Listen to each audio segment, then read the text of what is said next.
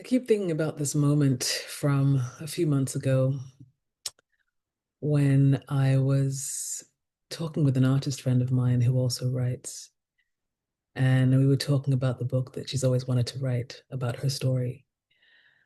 And we were dreaming into structure together. Would it be a book of related essays? Because her story has a very interesting hook and it lends itself to some unique structures for a book. And so we were conceptualizing all these structures, and it was just so exciting. And she was really lighting up, that spark when you get when you finally allow yourself to envision the thing that you've been dreaming about for so long. And she was excited because it's something that she's had on the burner for a really long time, and she's just never been able to find the space, the time, the structure to sit down and get it done. And we talked about some of the very real obstacles that were in the way, preventing her from writing this book. And of course, we discussed some of the ways that we could address some of them. And then I said, so what else? And I noticed her body language kind of shift, and she hesitated and said something like, I also just don't know how my family would react. And I remember being really surprised, only because I know her, and maybe something about her personality made that revelation so unexpected to me.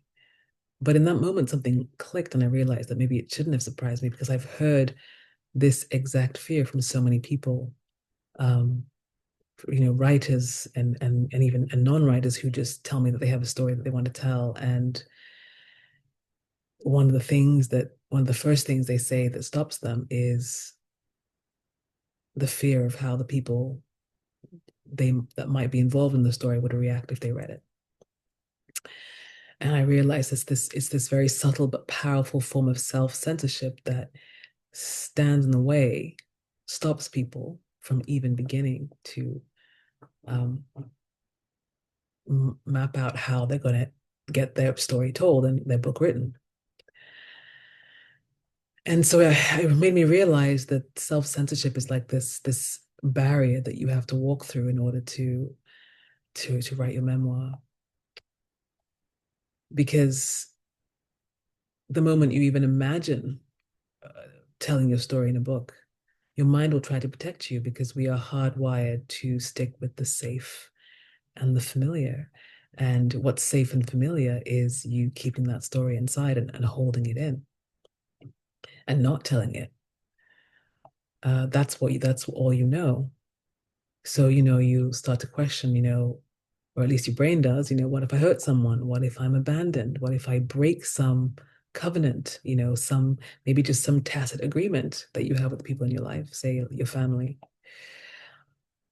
But, as someone who has been through this and, had to consider this myself, here's something that I would like to offer you to consider. What if the thing that you're loyal to isn't actually the people you love, but it's the silence that you've been keeping? Because if the story that you've been protecting were the whole truth, you wouldn't feel the need to tell your story. The fear that you've been carrying about telling your story, even if you haven't articulated what it's based on, telling the story will cause some kind of chaos, or break the family, or lead to abandonment, or that fear may in fact be unfounded. Because the thing is, when you let yourself explore without self-censorship your story, you create space for renewed compassion and forgiveness that can finally emerge both for yourself and for the people in the story. And you start to feel into the truth of something that you may not realize, which is that if you are standing in a place where you're able to look back at your story, you're already safe from it. You're not in it anymore. You're the one holding the pen. You have the agency to narrate the story. So from the place of that safety, that fear starts to lose its charge. So if you are struggling with self-censorship, there are a couple of tools that are, that I've had to learn to use myself, which is first the knowledge that first drafts are just for you.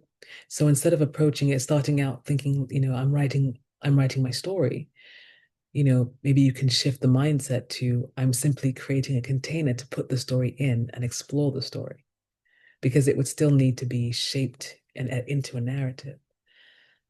When I created the first draft of what became my memoir, I didn't even know that what I was writing was publishable. I was simply driven to tell this truth, the story I've been holding on to for years. And it was only after the story was born that I shaped it, I edited, I protected the people involved in the ways that aligned with my integrity. And even when the manuscript was with the publisher and in the process of, going through that pipeline, I could still edit. So what you explore in the container of a first draft can always be edited. But what you put into that container, if what you've put into that container feels true, you will experience a freedom that comes with telling that truth. Which brings me to the second tool to beat self-censorship before you even begin, which is you need to be willing to let go of the result. You must be willing to let go of any preconceived notion of the outcome. Because when you let go of that result, you can allow yourself to go to the places that you may not have explored before. When you release the outcome, you make room for breakthroughs, actually.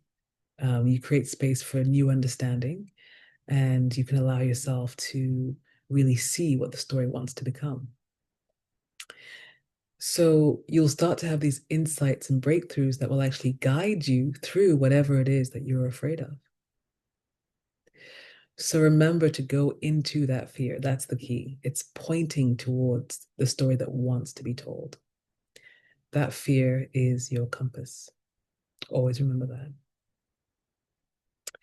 So I'll be sharing more about this theme actually in this intimate gathering that I'm planning in mid-December, right before the holidays, when so many of us are going to be navigating family and old stories and legacy and memories and truth. And it'll be like a intimate salon style gathering where I'll tell my real stories of what happened when I published my book and what the ramifications were. I'll talk about the beautiful, the hard, the unresolved, and how I moved through them and was able to still stay grounded and stand my ground and not lose myself in the reactions that came.